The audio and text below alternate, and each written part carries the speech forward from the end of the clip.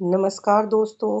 पिछले अध्याय भृंगी की पार्वती को चुनौती में हमने देखा कि भक्ति, अहंकार और संतुलन के बीच टकराव कैसे शिव परिवार के भीतर एक गहरी वैचारिक परीक्षा बन जाता है। भृंगी का एकांतिक शिव भक्ति वाला आग्रह और पार्वती का समग्र सृष्टि दृष्टिकोण, यहीं से हमें समझ मिलती है कि balance is not compromise, it is wisdom. इसी संतुलन की खोज में हम 38वें अध्याय की तरफ बढ़ते हैं। ये है समुद्र मंथन। यहाँ देव और असुर दोनों को अमृत चाहिए, पर रास्ता एक है, सहयोग। सवाल ये नहीं है कि अमृत किसे मिलेगा, सवाल ये है कि मंथन की पीड़ा कौन सहेगा।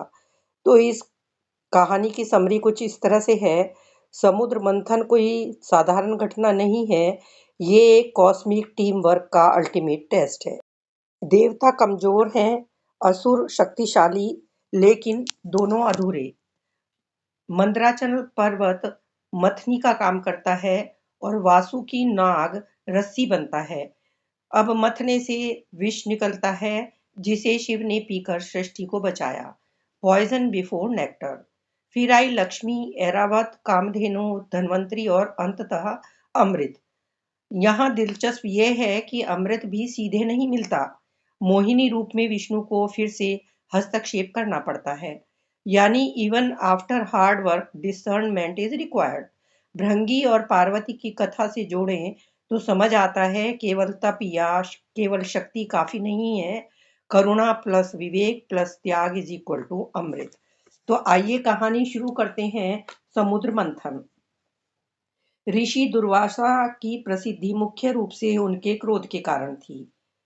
किंवदंतियों ने के अनुसार एक बार ब्रह्मा और शिव में किसी बात पर बहस हो गई, जिसके बाद शिव को इतना क्रोध आया कि उससे ब्रह्मांड के भस्म हो जाने का संकट उत्पन्न हो गया।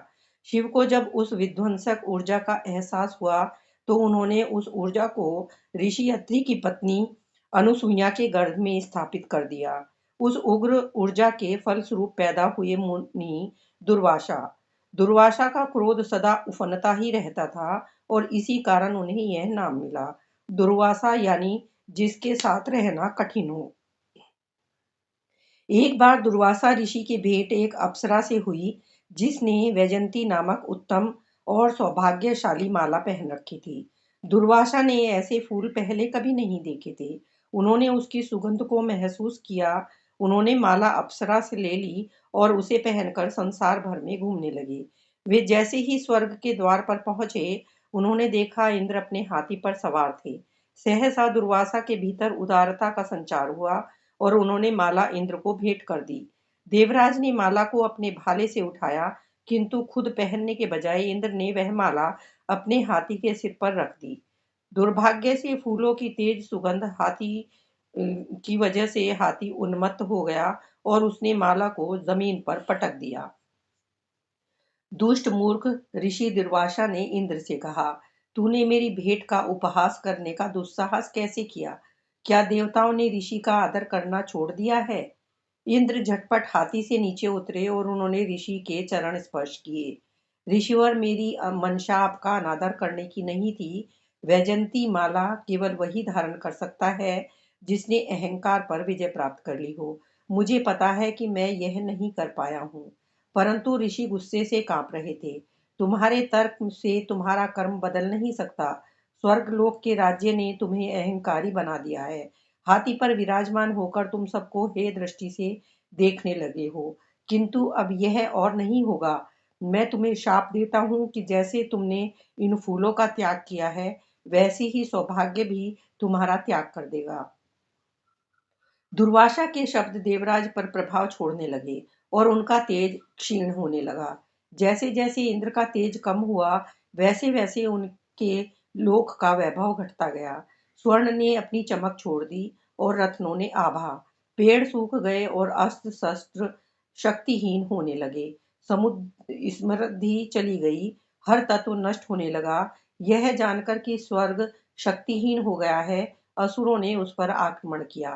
प्रहलाद के पौत्र बलि के नेतृत्व में असुरों ने स्वर्गलोक को अपने अधीन करके वहां अपना शासन स्थापित कर लिया।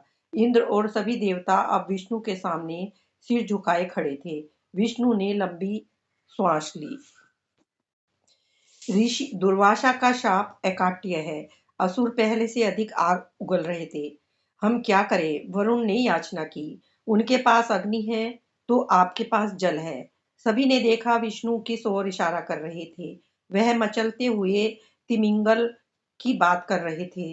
समुद्र में लहरें उठ रही थी, मानो कोई विशाल जंतु श्वास ले और छोड़ रहा हो। आप भूल रहे हैं, जो ब्रह्मांड हमें अहंकार अंधकार से भरता है, वही प्रकाश भी प्रदान करता है। समाधान हमारे आसपास ही है। हमें क्षीर सागर का मंथन करना होगा। क्षीर सागर का मंथन? इंद्र की भौहें तन गई। उससे क्या मिलेगा श्रीहरि? लक्ष्मी, धन और भाग्य की देवी, वह सब कुछ जो शुभता का प्रतीक है। जब लक्ष्मी जल से प्रकट होंगी तो स्वर्गलोक फिर से तुम्हारा हो जाएगा। किंतु उनके चेहरे अब भी डरे हुए थे। सागर अग्निदेव कांप उठे। जल का यह असीम विस्तार, जिसका आरंभ और अंत दिखाई नहीं पड़ता, यदि से सारे देवता भी एकजुट हो जाए तो यह कार्य को नहीं कर सकते। विष्णु ने हामी भरी। मुझे पता है, मैं असुरों के साथ युद्ध विराम का आह्वान करूंगा। तुम उनके साथ मिलकर इस कार्य को पूर्ण करो। वा वायुदेव भड़क उठे। असुरों के साथ मिलकर? हाँ, आपके संयुक्त प्रयास से ही रत्नों की प्राप्ति होगी। रत्न क्षीर सागर के गर्भ में भरे पड़े हैं। उनमें से प्रत्येक रत्न धर्म और अर्थ अथवा काम का प्रतीक है। वे न केवल स्वर्ग की रक्षा करेंगे, अपितु पूरे ब्रह्मांड को उनसे लाभ मिलेगा। असुर कभी इसके लिए सहमत नहीं होंगे। वे किसी भी उद्यम में हमारी सहायता नहीं करेंगे। अमृत पालने के लिए भी नहीं। अमृत? एक शब्द, उस एक शब्द ने जैसे सब कुछ बदल दिया। वह शब्द हर जीवा पर विद्यमान हो गया। अमृत? हम अमृत प्राप्त करेंगे? हाँ, विष्णु मुस्कुराए। समुद्र से अनेक रत्न मिलेंगे, किंतु अमृत से अधिक चमत्कारी कोई नहीं है। वह अमृत जिसे पीकर कोई भी अमर हो सकता है। यदि यह सूचना असुरों को दी जाए तो वे तुरंत तैयार हो जाएंगे। किंतु फिर असुर भी अमृत में हिस्सा मांगेंगे। इंद्र ने धीरे से कहा, क्या आप हमें उनके साथ अमृत बांटने का सुझाव दे रहे हैं? आदर्श रूप से आपको यही करना चाहिए। दैत्य और दानव न केवल आपके सौतेले भाई हैं, अपितु वे अमृत को बाहर निकालने के लिए वांछित शक्ति का आधा हिस्सा भी देंगे। परंतु ब्रह्मांड के हित में हम उन्हें अमर नहीं होने दे सकते। इसके अलावा महादेव ने पहले ही उन्हें मृत संजीवनी का आशीर्वाद दे दिया है, जिससे वे व्यवहारिक रूप से मृत्यु को जीत चुके हैं। मैं यह सुनिश्चित करूंगा कि उन्हें अमृत प्राप्त न हो पाए। इस प्रकार देवता आश्वस्त हो गए और वे इस प्रस्ताव को लेकर बलि के पास पहुंचे। असुरराज बलि दयालु थे और तुरंत सहमत हो गए। दुर्भाग्य का देवता, लक्ष्मी, श्री का अवतार, ब्रह्मांड आनंदित हो उठा। धन का आगमन हुआ था।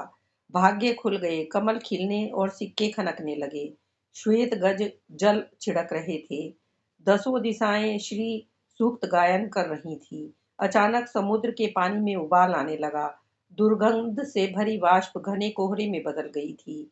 दूषित वायु चारों ओर फैलने लगी और उसने आकाश को काला कर दिया तथा वायु को झुलसा दिया। क्या समुद्र मंथन ने किसी राक्षस को जगा दिया था? हलाहल ब्रह्मा ने पहचान कर कहा, विष। विष? देवता चिल्लाए। श्री हरि ने हमें विष के संबंध में तो कुछ नहीं बताया। ब्रह्मा मुस्कुराए।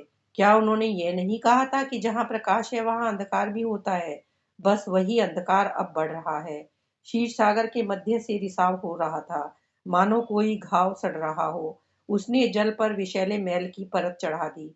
समुद्र के भीतर से इतना भयंकर विष निकल रहा था कि ब्रह्मांड के नष्ट होने का संकट उत्पन्न हो गया। यह जल प्रलय सारी सृष्टि को निगल जाएगी।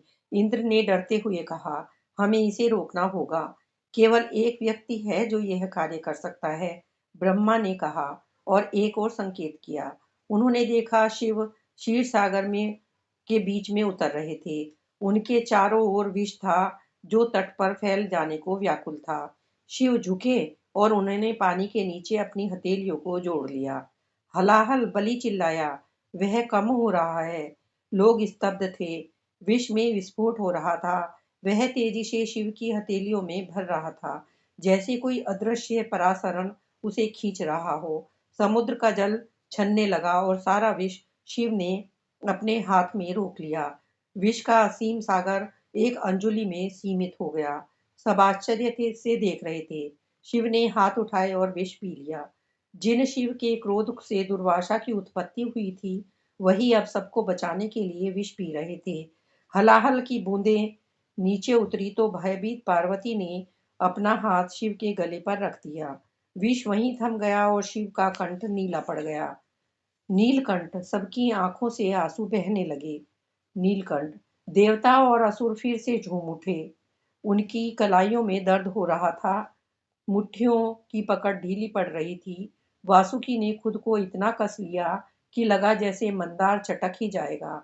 उसके शरीर से रक्त बह रहा था, चमड़ी छिल गई थी। उन्होंने जैसे ही वासुकी को अंतिम बार घुमाने के उद्देश्य से जल में डुबाया, क्षीर सागर का मानो पुनर्जन्म हो गया। उसके भीतर से हाथ में एक स्वर्ण कलश लिए कोई निकला। धन्वंतरी, ब्रह्मा ने प्रसन्न होकर कहा, आयुर्वेद की अधिष्ठाता। और वह कलश, उन्होंने पूछा, अमृत। तो यहाँ कहानी खत्म होती है। इस कहानी का अ, अंत एक नेक्टर से होता है, जहाँ अमृत सीधे नहीं मिलता, वो एक मोहिनी रूप में विष्णु के हस्तक्षेप करने से मिलता है। समुद्र मंथन सिर्फ अमृत पाने की कथा नहीं है, बल्कि यह जीवन की गहरी सच्चाई दिखाता है। देवता और असुर दोनों ने मिलकर प्रयास किया, लेकिन परिणाम सबके लिए समान नहीं था। मंथन से पहले हलाहल निकला, जिसने पूरी सृष्टि को संकट में डाल दिया। तब भगवान शिव ने त्याग और करुणा दिखाते हुए विष को अपने कंठ में धारण किया और नीलकंठ बने। अंत में अमृत प्राप्त हुआ, लेकिन वह केवल उन्हीं को मिला जो संयम, धर्म और विवेक के साथ खड़े रहे। यह अध्याय हमें सिखाता है कि महान उपलब्धियां पहले कठिन परीक्षाओं से गुजरती हैं। इस अध्याय से हमें लर्निंग मिलती है कि नो गेन विदाउट पेन, यानी हर बड़ी सफलता से पहले संघर्ष और कष्ट सहने पड़ते हैं। और दूसरी सीख मिलती है कि टीम वर्क ही पावरफुल होता है, बट इंटेंशन मैटर्स। देव और असुर साथ थे, लेकिन सोच अलग थी, इसलिए फल भी अलग मिला। तीसरी सीख मिलती है कि सैक्रिफाइस प्रीसीड्स सैल्वेशन।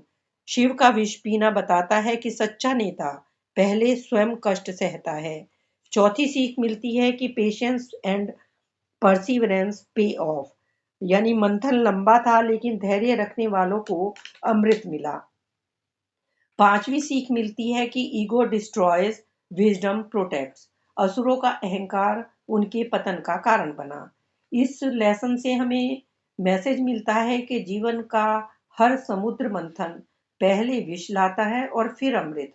अगर आप जिम्मेदारी से भागते हैं तो विष फैलता है, और अगर शिव की तरह उसे संभालते हैं तो संसार बचता है।